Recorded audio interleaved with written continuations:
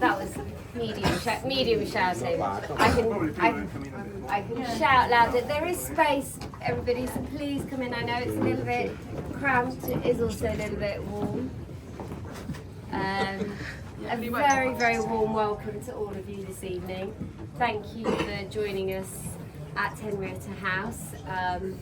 This is our second visit here, so we're very, very privileged to be here. Today we're celebrating Street Life Serenade, 30 years of painting city life by remarkable Ed Gray.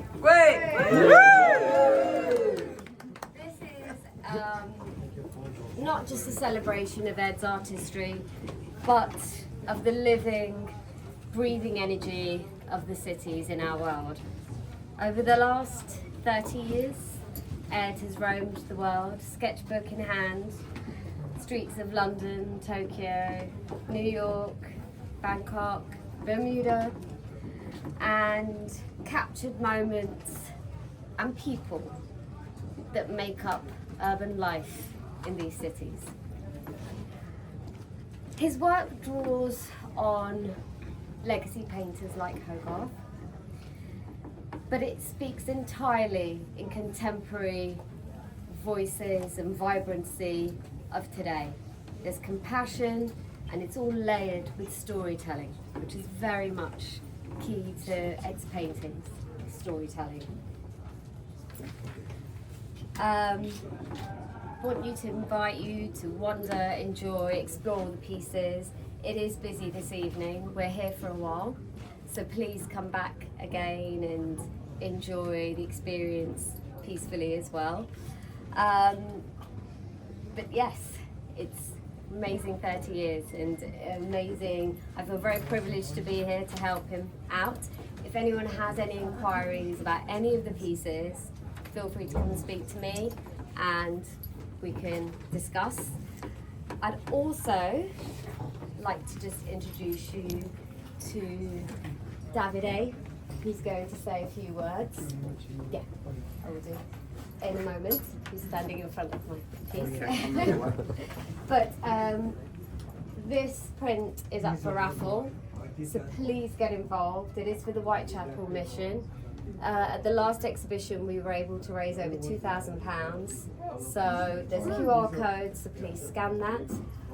We've also got 2 new pieces that have been worked on very hard by Ed. The Remembrance piece here, which has a limited number of prints, and if you do buy one of the prints, the portion of the money will go to UNICEF as well. So these are 2 key pieces, and the new other piece behind you is the Shoreditch painting. So please have a look, and I will now hand over and introduce Davide, who has been part of Ed's journey from the start and probably helped. Well, I wasn't there at kindergarten. From the 30 years at least, or from there on, has helped to, discover Ed. So Davide will say a few words. Thank you. Well, first of all, I wasn't expecting to say anything and to be invited to say something, so Ed has asked me to say something. I'm familiar with some of your faces. I think back in 2000, 2001, somebody invited me to a pub exhibition in Camberwell, and I thought, let me just go along and see what this is about. And I thought, wow, I've discovered something extraordinary. From there, a journey began, and some of you are probably familiar with GX Gallery. And for 16 years, 15, 16 years, I think you carved a history of London by producing some really monumental pieces, I would say. Your work has grown, has developed, and I've been away from the art industry for a few years now, but I've always pioneered and really championed really artists that I think we live in a world that we all use mobile phones, we all talk about AI. I think a day doesn't go by without talking about artificial intelligence. Well, there is no artificial intelligence in here. There was no artificial intelligence 30 years ago or even earlier when he was at school. And it's incredible to see how he's actually transferred that also to your children.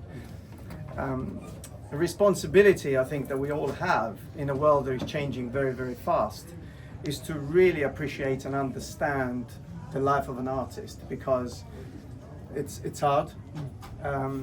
Somehow I reflect as well on what I do, and you're in your own mind and you're trying to create, and sometimes you get lost in that creativity. And so I think when you were talking about this work earlier, just me and you, I just got lost in your world. And it's just, I think it's one of those things, art, that brings us to be human in a world that is changing very, very quickly. So for me, it's a privilege. It was a privilege to being part of his journey. I wouldn't use the word representing you or discovering you, but just being part of a great, incredible journalist of life through your colors, your emotions, your approach to history as well, your references in your references in the work is just incredible. You just get lost. So if you do get a chance to come to an art talk, you should really do that. Just don't fall in love with the graphics. Don't fall in love when you see art. Never fall in love with what you see. Fall in love with what you do not see. And I think that's it. Hey! Thank you very much. Thank you, Binal, and thank you, Davide. And thank you all for coming, because so much of my work is about these conversations that I have with the people that come to my shows, the people that I meet in the street. All of that energy feeds into this work, and it's as much about all of the people that I know as it is about my thoughts and the things in my head. It's about the music that I listen to. It's about the stories that I hear and the books that I read. So all of that comes from people, and then it sort of comes out again onto the canvas in some way. And I've already had so many stories that just meeting people today that have passed on to me. So that continues to grow. I wanted to say thank you to a few people. Firstly, thank you to the collectors who've loaned some work for this show. Those are the people that kind of keep me going, obviously, and allow me to do what I do, and to have this privilege of continuing to do this for 30 years, which I never ever imagined that I'd be able to do, really. I never started off thinking that I'd be a painter. I thought I'd be a teacher, which I still am lucky enough to say that I am. I want to say, obviously, thank you to Binal and Davide, and thank you to the House of Annetta. This is such a special place to be. It's such a place of magic, and it's a place of connection. And I really hope that Annetta would be glad to see so many of you here today, because I think she was very interested in the connections between people. Thank you to Matt Shrub, who helped me put up this show. With my brother Jimmy and my daughter Frida as well. It was a busy day, really hot day, so it just went so well, and I could have done it without Matt, really, I don't think. Thank you to Michael Holland's not here, but he's written about my work ever since day one. He was here earlier, but he couldn't stay. Thank you to my family who allow me to do this, really, to Ingrid and the kids, and they give me that space to do something that is very self-involved to do this, and it takes quite a patient person to allow you to work in that way. And I've been doing a lot of late nights lately, so I haven't been around as much as I want to be, really. And they're so creative, like when I look at what the kids do so effortlessly, it's like I'm learning so much about the purpose of what it is to create things from my children, and from the children that I teach as well. I also want to say, obviously they're not here anymore, but I just want to say thank you to Mum and Dad. My dad gave me a book about Hogarth when I was a kid, and it was such an important part of my life, really. One of the oldest pieces in the show is a piece that I painted, a self-portrait, when I was at art college. I was involved in a fight. Not my fault, I was just walking past someone and they hit me. So the portrait in there has me with a black eye. And I made a painting of it because I wanted to make something positive out of it. It's called Shiner. And it was a really early painting. I don't really do self-portraits other than if they're part of a picture. But I made that piece, and I borrowed it back from my sister, who's been looking after it for the last 30 years.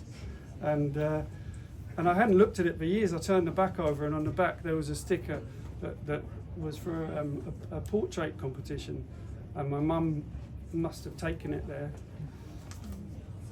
without me even thinking much about it at all. So she saw the value of what I was doing, and I just thought I was just painting a picture because I just wanted to paint something. But she took it and bothered to go and show it to people because she thought other people should see it, which is really lovely. So she gave me so much support. There are two new paintings here, as Binal was saying. One is very much about loss and absence. It's about our local area. It's about the people that I know, some of whom are here tonight or have been here. This was a really special painting to me to make. It's the most local painting that I've made, really, and it's seemed very fitting after several years to make a painting about this subject. And I struggled to find a way to tell it convincingly and still to have kind of hope in it as well, which I think we all need right now. And this was the opposite painting. This was a painting very much about the life of London and the streets and the people that I see around here in Shoreditch, and celebrating that life and the power of people and positivity, positive energy in a changing city. And everyone's moving in that painting, they're all dissipating around the picture, whereas here that's static and kind of motionless. And so they're back-to-back paintings that were completely opposite, which really messed with my head. Anyway, I'm really pleased to show them to you tonight, and I just want to say thank you so much for coming. We probably look like we're a bit over capacity, so I'm really sorry about that. But anyway, thank you so much. Well done.